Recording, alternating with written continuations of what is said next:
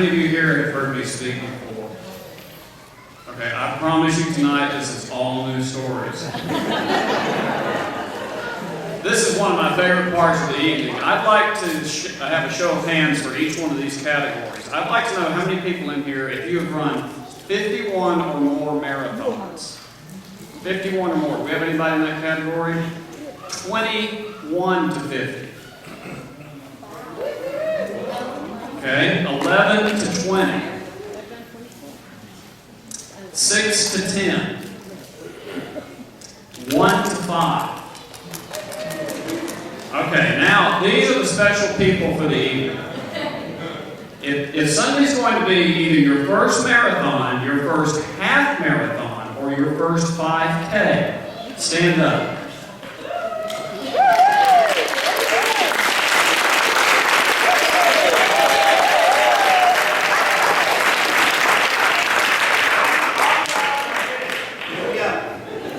Okay. Those three folks that stood up have us all beat, because let me tell you three guys something. No matter how you do on Sunday, you're going to run a personal best.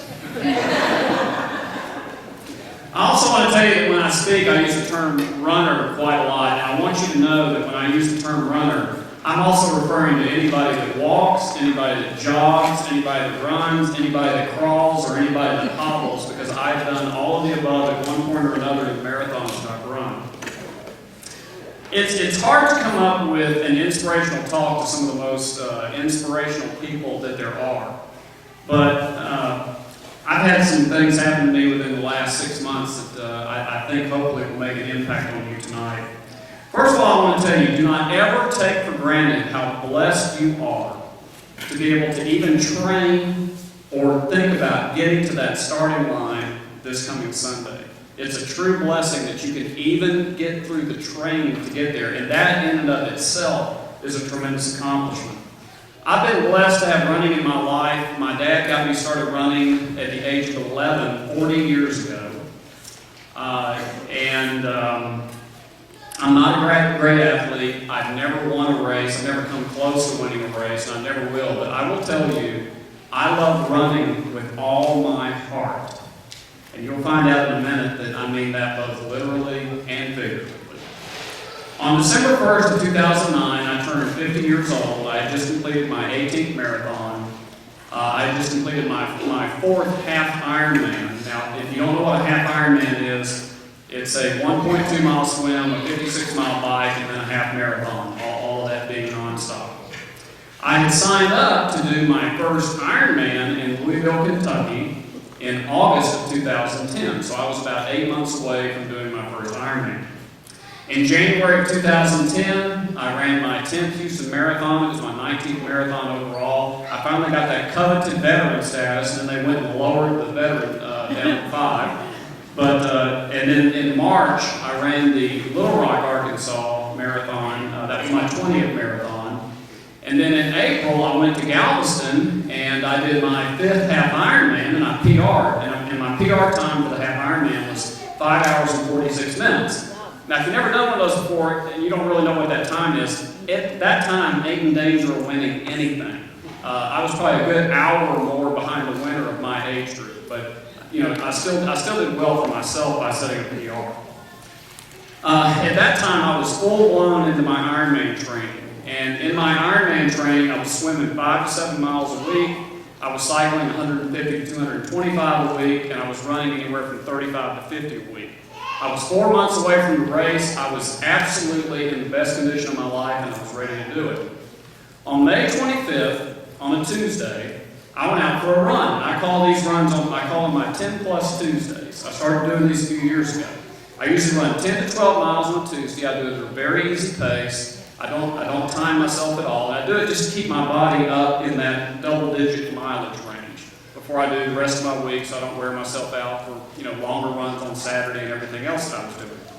Well, on this particular day, on this particular Tuesday, after 6 miles, I was just completely drained. I literally could not even take another step, and I had to stop and just walk back home. And I barely had the energy to even walk back home.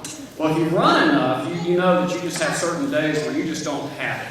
And I attribute it to being one of those days. So for the next several days, I still felt that way. And I felt weaker and weaker and weaker.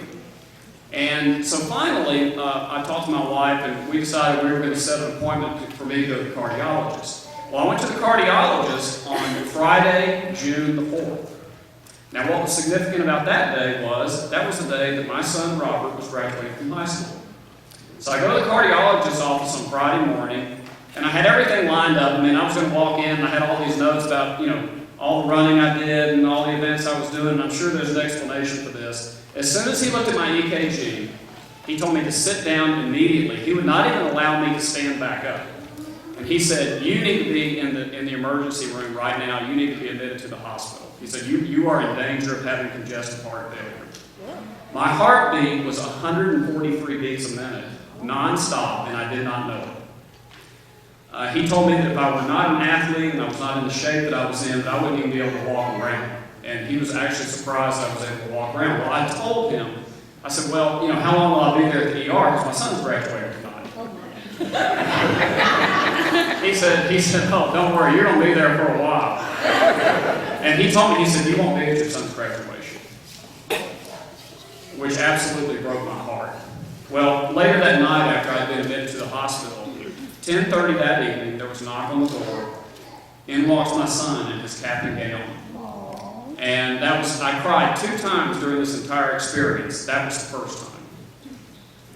That night, I also learned when I woke up on Saturday morning that my heart had stopped several times during the night. Several times for 2.5 seconds, which I understood was not necessarily unusual, but other times it had actually stopped for 4 seconds on multiple occasions, which is not all that great. I had a condition that was called atrial flutter. And basically, you have a God-given pacemaker in your heart that fires the electrical impulse, and mine was completely haywire. No matter what I did, my heart rate was around 140 to 145 beats a minute nonstop. So they do a procedure that's called an ablation. And they go into your body with a catheter, they pinpoint where it's misfiring, and then they basically, I'm sure there's some medical people in the audience who can explain this better than I can, but they basically cauterize the spot where it's misfiring. Well, they did my procedure on June the 7th, and it took about 4 hours. And they did 3 burns. They found 3 spots on my heart that they thought were misfiring. When the procedure was over, the doctor leaned over me, and I forgot to mention, you are consciously sedated during this procedure. In other words, they give you enough anesthesia to where it deadens where they do the incisions for the catheters and so forth, but I could literally feel each time they did the burn for the ablation. And that was really special. Anyway, the doctor, when they had done the final burn, he leaned over me, and I'm laying there wide awake, and he said, well, Mr. Key, we think we got it, but just to make sure, we're going to stop your heart and restart it. And I said, oh, cool, am I going to be awake for that? And he goes, no, you won't be awake for that. So when I came to, they put me in the recovery room, and long story short, I went back home. My heart rate went back down to around 60 or 70. Before the procedure and before this all occurred to me, my normal resting heart rate was in the low 40s, sometimes even in just the high 30s. So I had a really low resting heart rate. Well, you're not cleared to exercise for 2 weeks, so I was not cleared to exercise until about mid-June. So in my exercise when I started out consisted of, I'm talking walking a mile. As slow as possible. And I was wearing a heart rate monitor, which was self-imposed.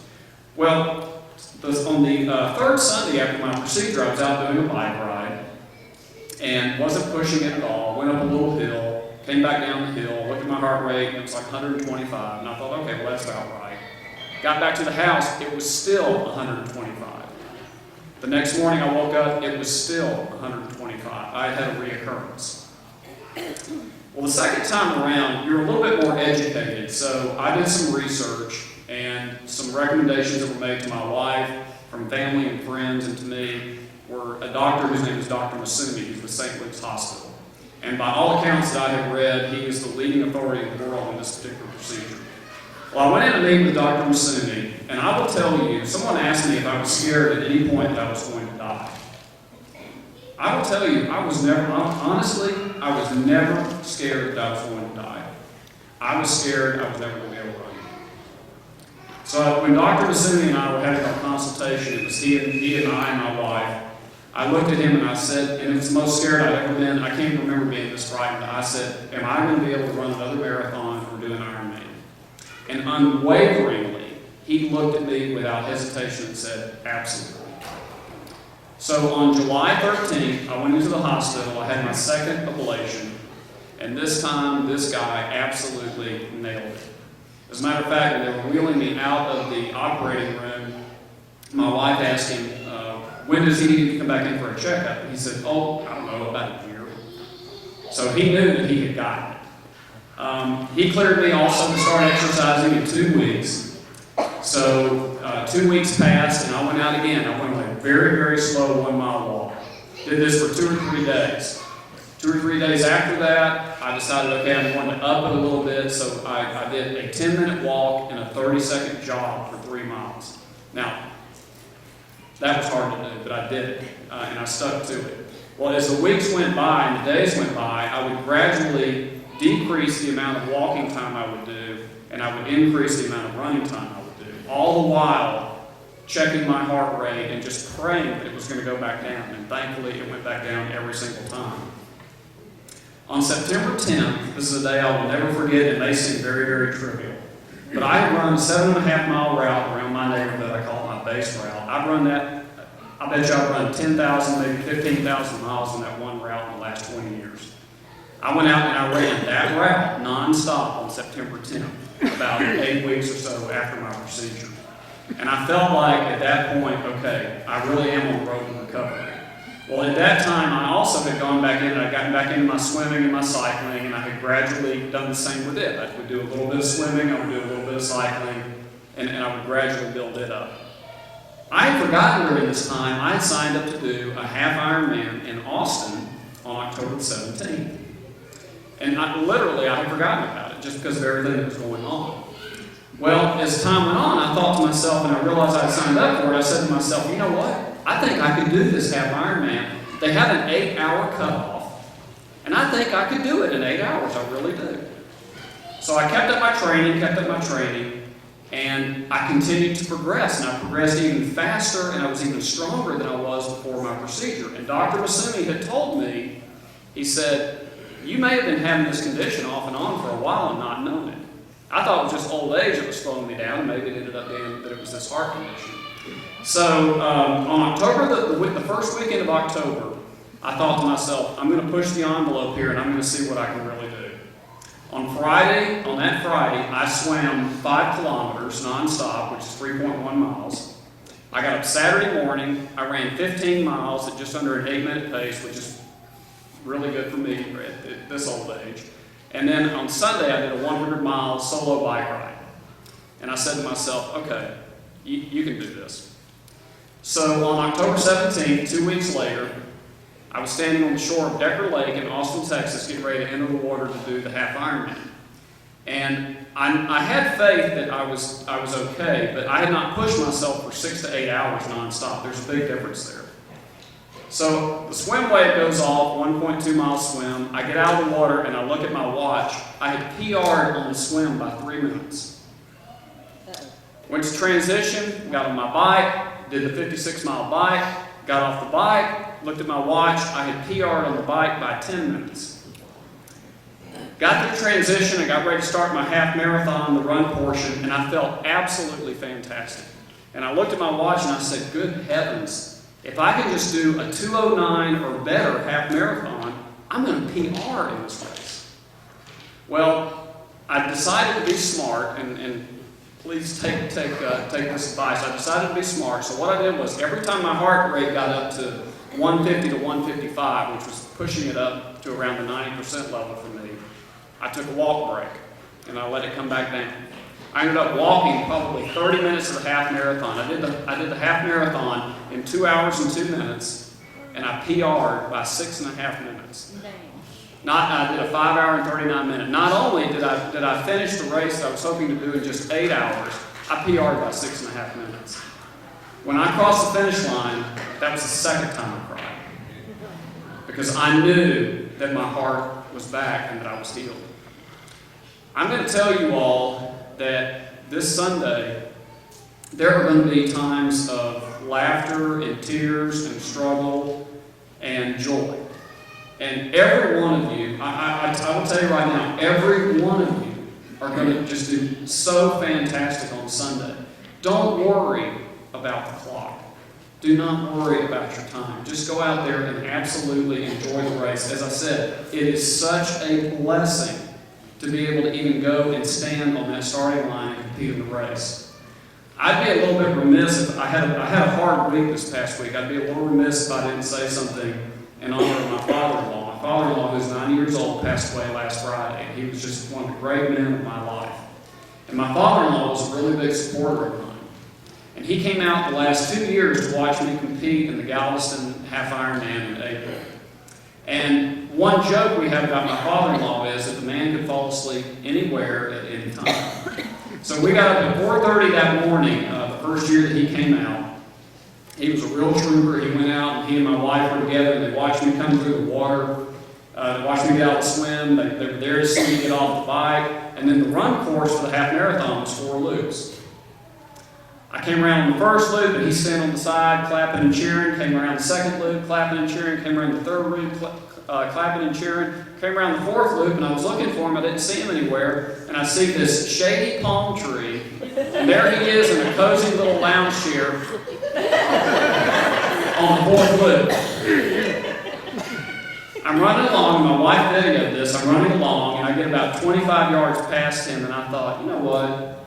I bet you I could run over there and stand beside him and get my picture with him, and he would never even know it.